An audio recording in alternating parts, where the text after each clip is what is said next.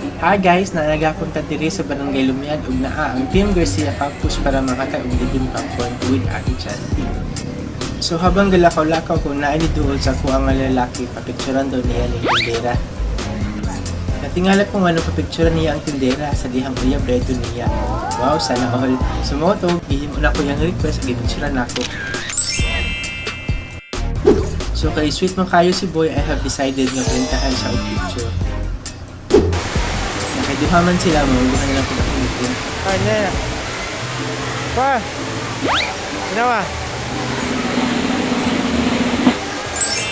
Gold jewelry shining so bright, strawberry champagne on us. Lucky for you, that's what I like. That's what I like.